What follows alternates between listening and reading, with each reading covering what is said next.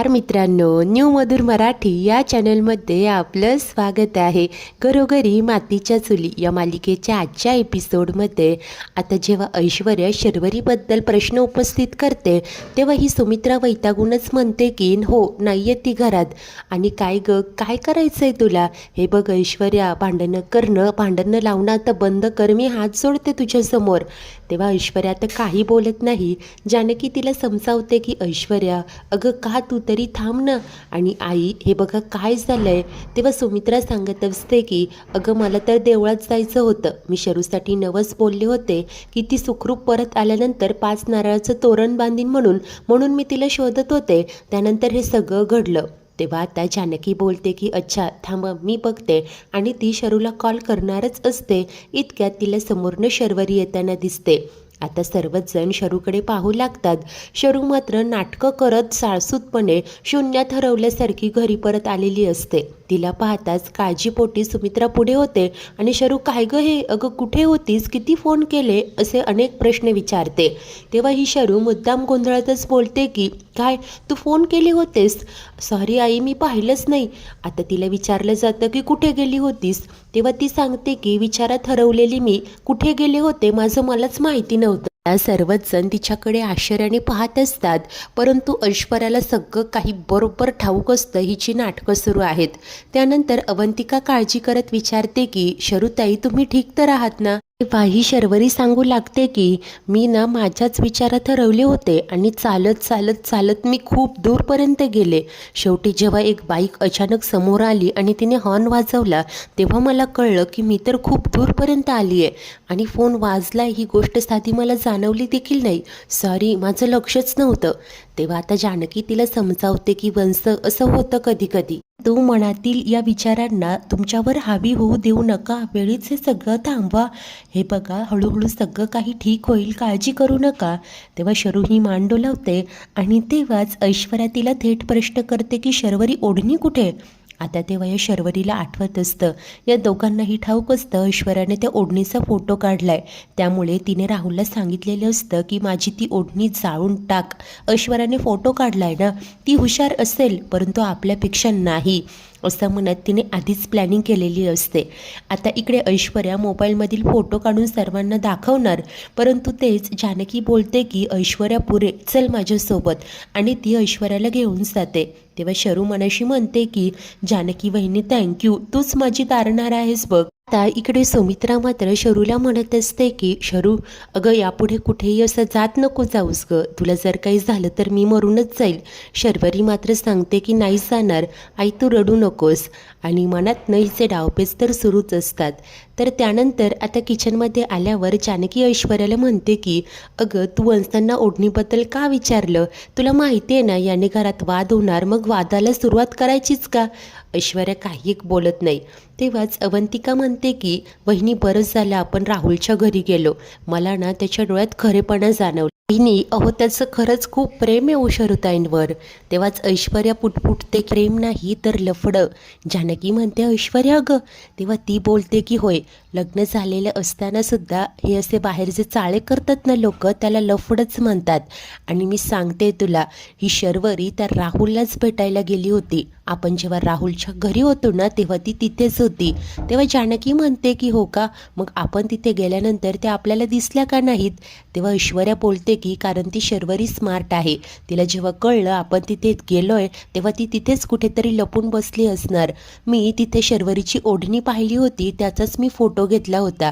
तेव्हा जानकी प्रश्न करते की अगं, पण त्यांना हे सगळं लपवण्याची काय गरज आहे?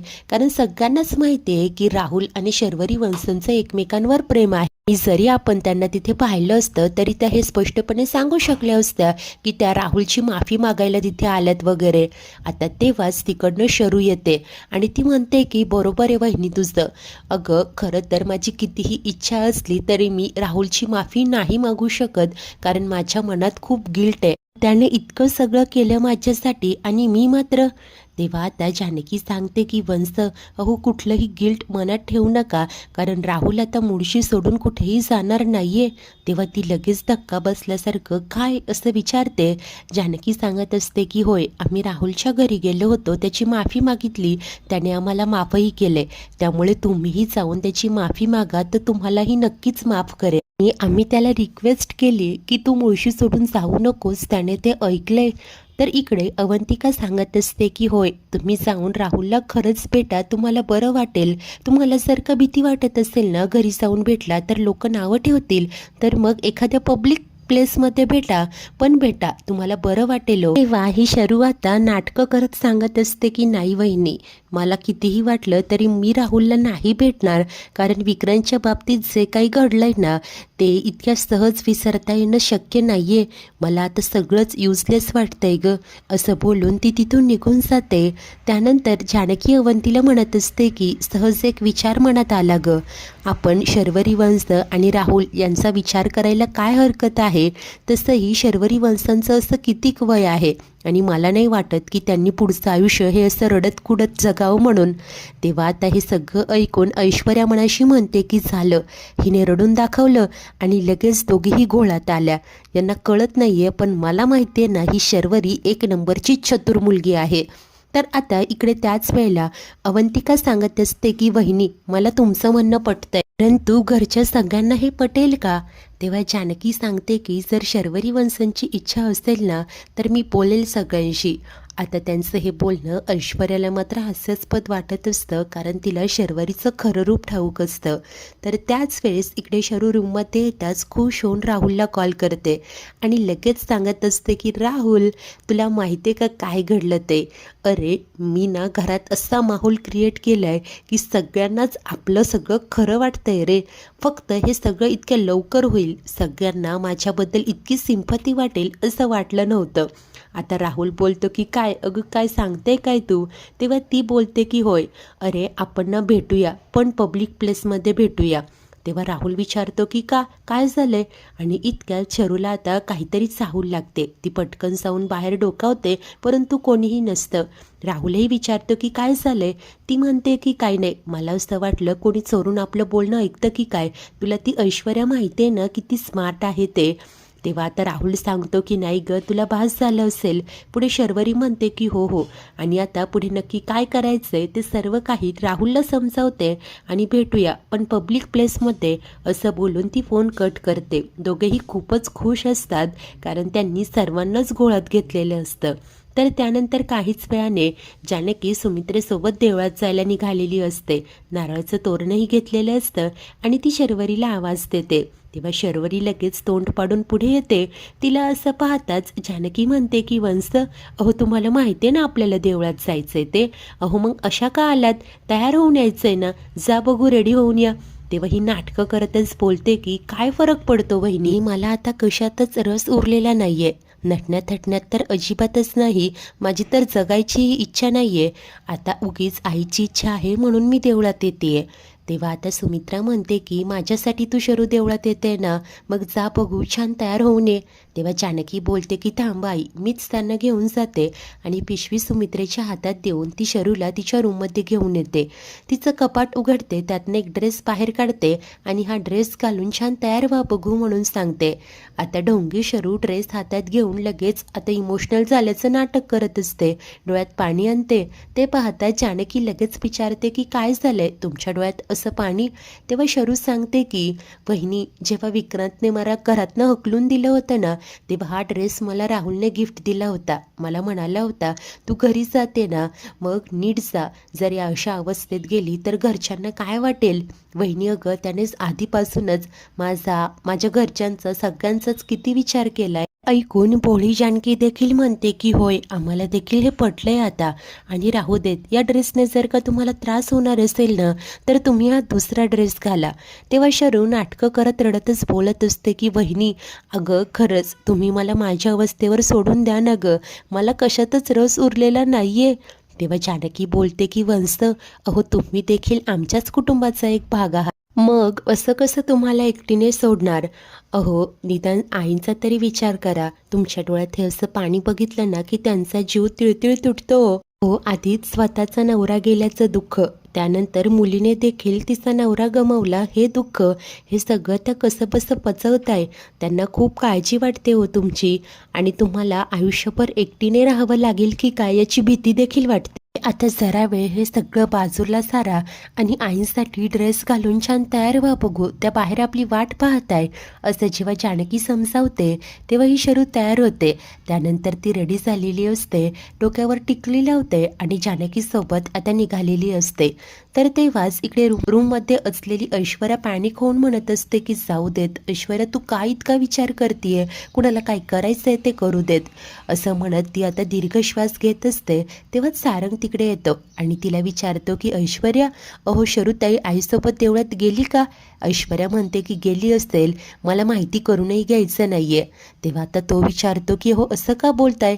ती म्हणते की हो, मी असं का बोलते, असं का वागते आणि सगळ्यांनाच खूप प्रॉब्लेम आहे ना, त्यामुळे मी ठरवले आता जोपर्यंत ती गोष्ट माझ्यापर्यंत येत नाही ना तोपर्यंत मी काहीही बोलणार नाही, सरळ डोळे झाक करणार. आता मी तुम्हाला सगळ्यांना समजावून समजावून थकले. त्या जानकीला, अवंतिकाला दोघींनाही खूप समजावलं, पण तुम्ही लोक विश्वासच ठेवत नाहीये की ती शर्वरी एक नंबरची नाटकी मुलगी आहे. असं म्हणत ऐश्वर्याचा खूप रागा होत असतो. तेव्हा सारंग म्हणतो की ऐश्वर्या, हो थांबा जरा. तर तुम्ही म्हणालात ना कोणी कसंही वागू देत, तुम्ही काही बोलणार नाही, मग आता का बोलताय? तेव्हा ती वैतागून म्हणत असते की कारण मी सगळ्यांना समजावून थकले हो, कोणीच माझ्यावर विश्वास ठेवत नाहीये. सारंग, निदान तुम्ही तरी माझ्यावर विश्वास ठेवा ना. अहो तुम्ही तरी मला समजून घ्या ना, तुम्ही माझा नवरा आहात ना, तुम्ही खूप भोळे आहात हो इतरांपेक्षा. जर का त्या शर्वरीने तुम्हालाही खोटं बोलून फसवलं, गोळ्यात घेतलं तर मग काय करायचं? तेव्हा आता सारंग म्हणतो की ऐश्वर्या जरा शांत व्हा. हे बघा, पण तुम्ही म्हणताय म्हणून मी शरुताईवर संशय देखील घेणार नाही. आता ऐश्वर्याने इतक्या वेळपासून जी बडबड केलेली असते ती सगळी पाण्यात जाते. हे वैतागून ती बोलते की तुम्हाला जे करायचंय ते करा, पुन्हा मला विचारू नका, आणि ती तिथून निघून जाते. तर त्यानंतर दुसरीकडे आता जानकी, सुमित्रा, शर्वरी तिघीही मंदिरात आलेल्या असतात. इकडे जानकी, सुमित्रा मनोभावे देवीला नमस्कार करतात. त्यानंतर सुमित्रा सांगते की शरू, हे नारळाचं तोरण बांध. तेव्हा शरू ते तोरण हातात घेते, येऊन इकडे बांधत असते. सुमित्रा तिच्याकडे डोळे भरून पाहत असते. आता तोरण बांधल्यानंतर शर्वरी मात्र लगेच घाईने बाहेर निघून जाते. तेव्हा आता जानकी म्हणते की आई, नवस फिटलाय ना, तुम्हाला आनंद आहे ना? तेव्हा ती बोलते की हो ग, परंतु मला शर्वरीची अवस्था बघवत नाहीये. तू बघतेस ना, तिचं कशातच लक्ष लागत नाहीये. मला पुन्हा पहिल्यासारखी हसरी, सर्वांमध्ये मिळून मिसळून वागणारी शरू हवी ग. जानकी तिला समजावते की आई काळजी करू नका, नक्की सगळं ठीक होईल. तर त्याच वेळेला जेव्हा ही शरू बाहेर येते, राहुल तिथे आलेला असतो. तो लगेच शरू असं म्हणत तिचा हात पकडत बाजूला घेतो आणि तेव्हाच गावातील एक व्यक्ती शरूला पाहतो. त्याच्या बायकोला म्हणतो की अगं, ही त्या ऋषिकेश रणदिवेंची बहीणच ना? तेव्हा ती बाई बोलते की हो, हीच तर नवऱ्याच्या मर्डर केसमध्ये आत होती. पण हा मुलगा कोण आहे आणि कसा हात पकडलाय त्याने? तेव्हा आता इकडे तो माणूस बोलत असतो की हो बघ ना, आणि हिला काहीच वाटत नाहीये. ती बाई सांगत असते की असेल तिचा बॉयफ्रेंड. हो, या अशा बायका किती निर्लज्ज असतात ना, हिला कशाचा काही फरकच पडत नाहीये. तेव्हा तिचा नवरा म्हणतो की हो जाऊ दे, चल आपण आतमध्ये देवळात जाऊया, आणि ते दोघे निघून जातात. इकडे राहुल शरूला म्हणत असतो की तू मला का असं इग्नोर करतीये? तेव्हा ती बोलते की मग काय अपेक्षित आहे तुला? हे बघ, ऑलरेडी माझ्यामुळे तुला खूप त्रास झालाय रे. मी तुझा विश्वासघात केलाय, मी लायकीचीच नाहीये तुझ्या. यापुढे माझ्यामुळे तुला आणखी त्रास झालेला मला नाही आवडणार. जाऊ देत, मला एकटीने सोड. असं म्हणत ती राहुलशी न बोलताच तिकडनं जात असते. तेव्हा जानकी व सुमित्रा ही बाहेर येतात. आता जानकीला पाहताच राहुल म्हणतो की वहिनी, अहो शरू माझ्याशी असं का वागते, ती बोलत नाहीये माझ्याशी. इकडे सुमित्रा मात्र राहुलकडे दुर्लक्ष करत असते. जानकी राहुलला उत्तर देते की कदाचित त्यांना बरं वाटत नसेल, त्यांना थोडा वेळ द्यायला हवा, त्या बोलतील तुमच्याशी. आता इकडे तेव्हाच राहुल सुमित्रेला विचारतो की आई, तुम्ही कशा आहात, तुम्हाला बरं वाटतंय ना? परंतु सुमित्रा त्याला काही एक उत्तर देत नाही आणि जानकीला म्हणते की शरू एकटीच पुढे गेलीये, चल आपल्याला जायला हवं. जानकी देखील होकार देत सुमित्रेला तिथून घेऊन जात असते. मित्रांनो, आजचा एपिसोड इथेच संपतो. तर पुढील भागात ज्या मंदिरातील माणसाने शर्वरी राहुलला एकत्र पाहिलेलं असतं, तो ऋषिकेशला येऊन सांगतो की तुमची बहीण जनाची नाही तरी मनाची तरी बाळगायची ना. आता हे सगळं ऐकून ऋषीचा खूप संताप होतो आणि तो रागानेच त्या माणसावर धावून जातो, त्याची कॉलर पकडतो. त्यानंतर आता शर्वरी आणि राहुल बाहेर भेटतात हे जेव्हा ऋषी आणि सौमित्राला कळतं तेव्हा दोघेही थेट राहुलच्या घरी पोहोचतात. त्याला खूप चोप देतात. सौमित्र एक जोराची कानाखाली वाजवत म्हणत असतो की पुन्हा जर का शरूला भेटलास तर याहीपेक्षा वाईट अवस्था करेन मी तुझी. त्यानंतर दुसरीकडे शरूला जेव्हा हे कळतं ती जानकीकडे येते आणि झाला प्रकार जानकीला सांगते. ऋषिकेश दादा आणि सौमित्र दादाने राहुलला खूप मारलंय असं सांगते. त्यानंतर जानकी स्वतःच शरूला घेऊन राहुलकडे येते. ही शर्वरी जानकीसमोर नाटकं करत राहुलच्या जखमांवर आता मलम लावत असते आणि रडतच म्हणते की माझ्यामुळे तुझी ही अवस्था झाली आहे. जर का तुला इतका त्रास होतोय तर मी तुला पुन्हा नाही भेटणार.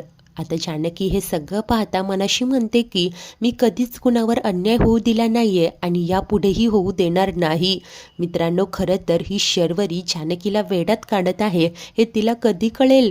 ऐश्वर्याच्या हाती काही सबळ पुरावा कसा लागेल? आणि अखेर कधी ती वेळ येणार जेव्हा जानकी ऐश्वर्यावर विश्वास ठेवणार? सर्वच काही पाहणे खूप उत्सुकतेचे असेल. अशाच नवनवीन भागांच्या डेली अपडेट्ससाठी आपल्या न्यू मधुर मराठी या चॅनलला नक्की सबस्क्राईब करा. धन्यवाद.